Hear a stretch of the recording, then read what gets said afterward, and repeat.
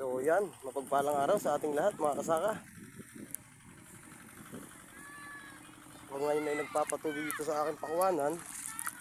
Ayan o, may naliligo pong mga bata. Dahil nga po sobrang init, nagpapatubigan ko itong aking pakuwan. Padalang po ko patubig ko na po ito. Kahit talaga namang nagapang na, malalaki na pati. Kailangan na ng tubig. Ayan po, malalaki na. Nagapang na siya. Kaya kailangan ng magkatubig.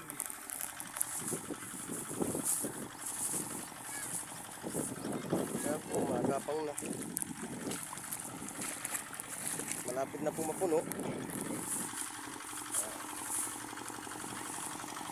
Dahil nga po malapit ang bangbang dito sa puno nitong pakuan, edi kahit hindi na po buhusan ng tubig dahil nasisipsip na po ng ugat yung tubig na nadaan, kaya po siya malapit.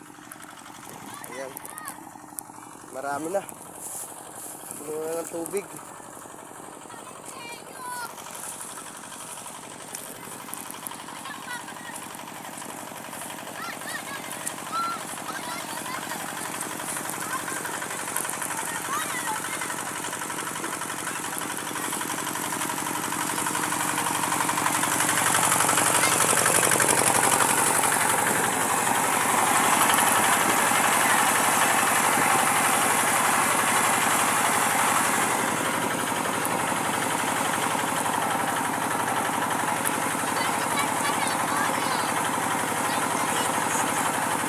Huwag tayong malikod, bakit mapadali sa yero?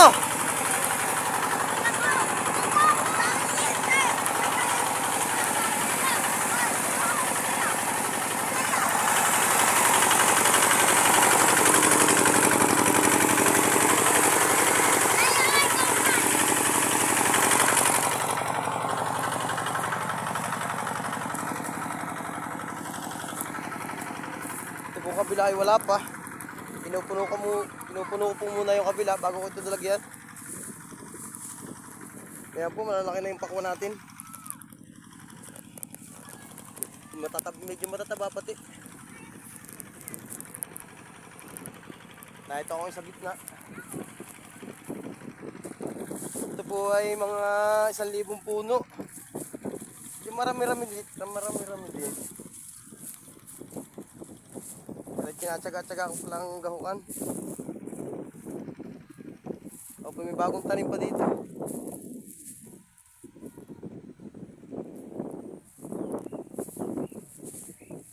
At ako pang tatanim pa. Ito naman pong babang ito ay sinabugan ko ng balatong. Okay, matataas na rin po yung balatong niya. Ito po ay balatong. May tanim po din na tayong balatong. Oh.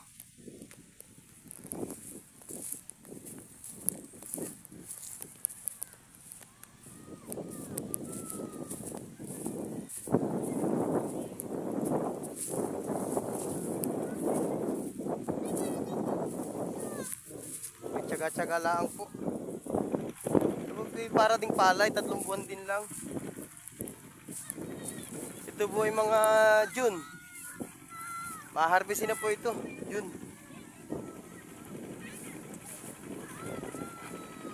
Ito po, mapuno-puno na rin. Oh. Hanggang dito lang po. Sana po maging ligtas tayo sa pang-araw-araw nating gawain. God bless po.